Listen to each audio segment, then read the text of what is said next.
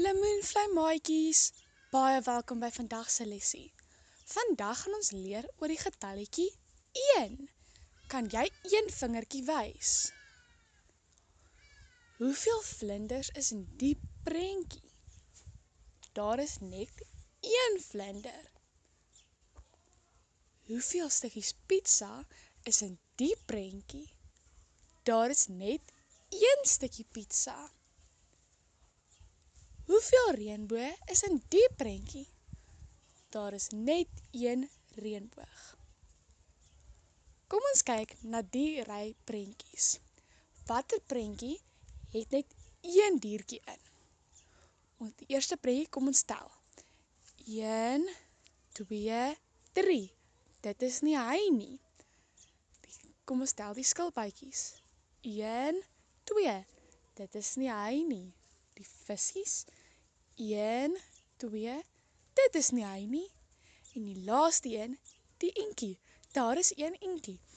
Dit is die regte prentjie, want hy het net 1 enkie. Kom ons kyk na nog 'n ry prentjies.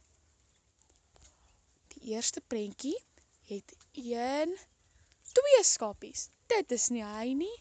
Die volgende prentjie het 1 boom. Dit is hy. Hy is die regte prentjie, want daar is net 1 boom. Kom ons leer hoe om die 1 te skryf. Is julle gereed? Eers moet jy vir mamma of pappa vra om groot asseblief vir jou groot letter 1 te maak. Hulle kan selfs een van die internet af kry en dit vir jou uitdruk. Vra vir hulle om 'n groen kolletjie te maak vir die begin en 'n rooi kolletjie vir die einde. Ons gaan met ons vingertjie oefen en 'n rympie sê terwyl ons dit doen. Ek gaan gou vir julle wys. Ons begin by die groen kolletjie en sê: 'n regaf streepie maak 1, soos die soldaat wat staan alleen.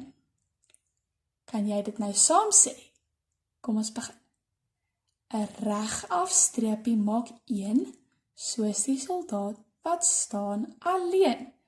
Wanneer jy dit genoeg keer geoefen het, kry 'n potlood of 'n eierkry en dan skryf jy dit neer. Kom ons probeer. Jy begin by die groen kolletjie en ons sê: 'n regaf streep maak 1, soos die soldaat wat staan alleen. Baie mooi maatjies. Maatjies, en dit is die einde van vandag se lesie.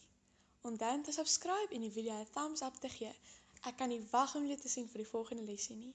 Tata!